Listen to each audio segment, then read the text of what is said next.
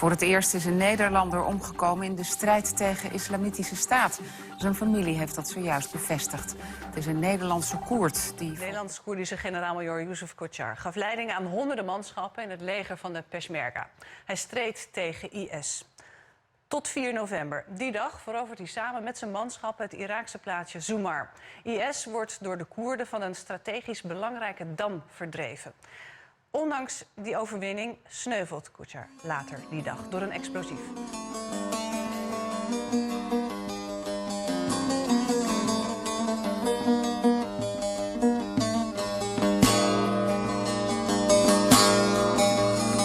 از خورتی کردم پر بنابودنگ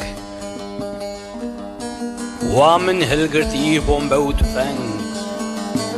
از دهرم شر از دهرم جنگ گر نزیگرم دای تو مگری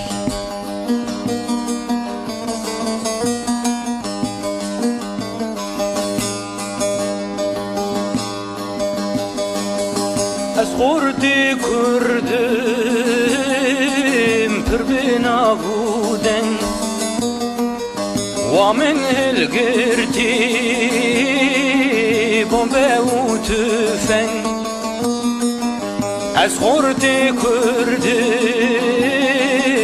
پر بنابودن و من الگردی بمب و تفنگ از دهرم شر از دهرم جنگ گر نزیوریم دایت مگری گر نزیوریم مانیت مگری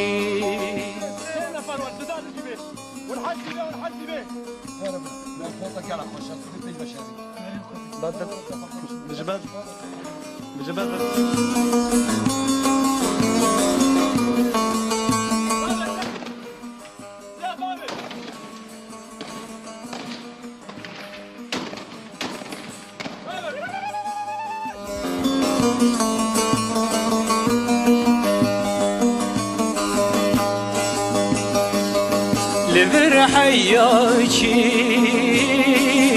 نابودنگي من دنيا همودي شانو رنگي من لبر حياكي نابودنگي من دنيا همودي شانو رنگي من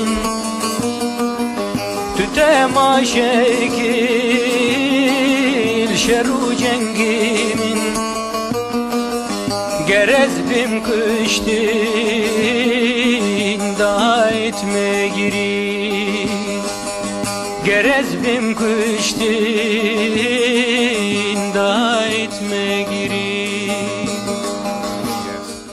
آخر شارع نظم القط أنا أبركله أبركله زمار مسجد هناك ذات بستانج از اینو کچه بزنی سربان ناقال آمدی آدی از چیم سربان که میرم همین بیکشی خدا میگه المانه تو دین پنجره رو بینه داری در تنتی ها تنتی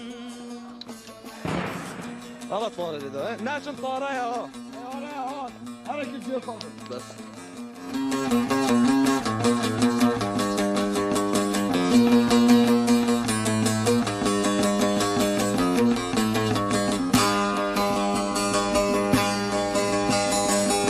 دایکا منوته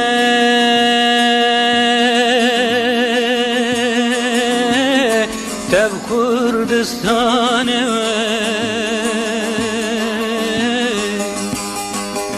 دایکا منوته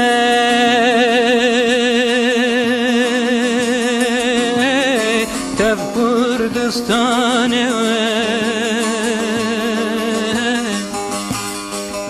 اموی خلاص کین جبن دستانه اموی خلاص کین جبن دستانه گرونه گریم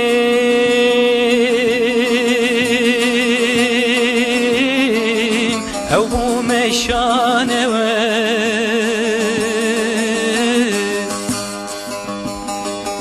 گرونه گریم او مشانه و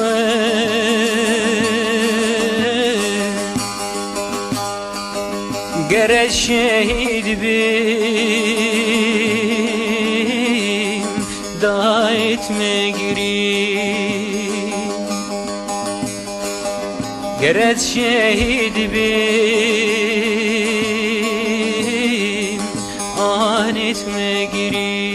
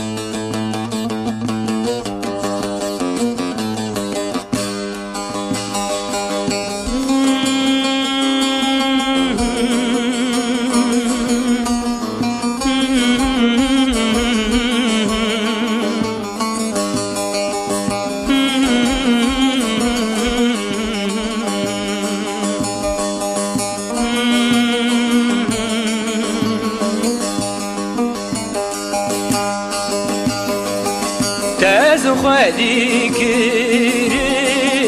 بشیر می جاندی اسری چاقان بو من رجاندی تمن خودی کر بشیر می جاندی